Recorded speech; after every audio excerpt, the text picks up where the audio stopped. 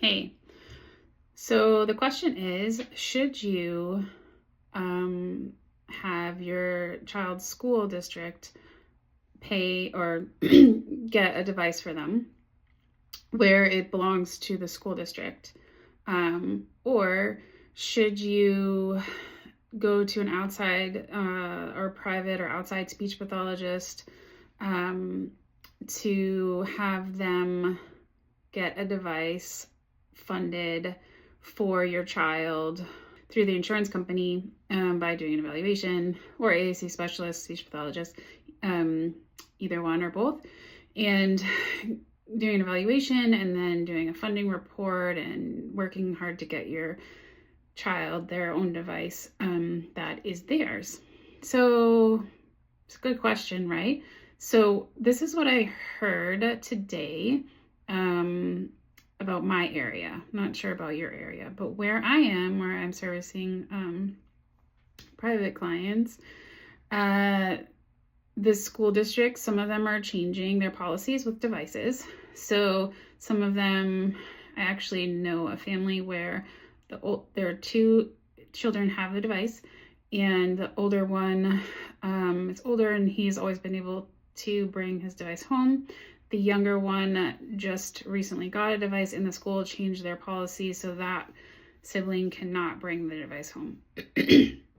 So in my area, schools are changing their policies, and a lot of them are not allowing the children to use their device, bring their device outside of school. So the child goes in to school, uses the device, learns how to use the device. They hopefully are making progress, but once they leave school, they can't take their device. They can't take their words. They can't take their voice.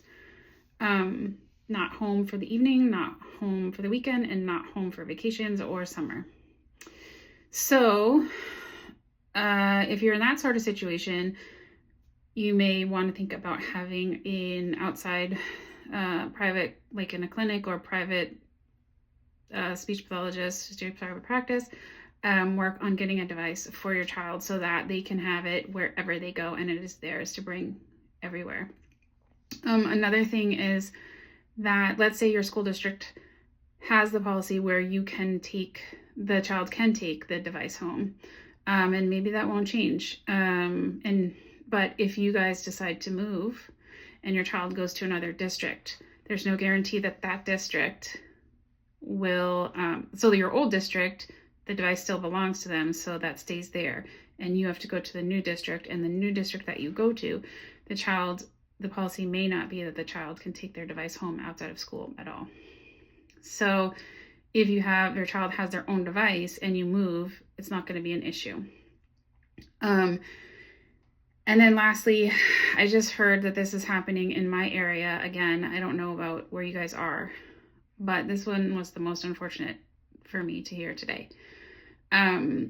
They are finding in my area that kids have been in districts and they go through school with a device owned by the school that they are allowed to take home all the way through high school. They've been communicating with the device in school, at home, on vacations, summers. They've been using that device to communicate.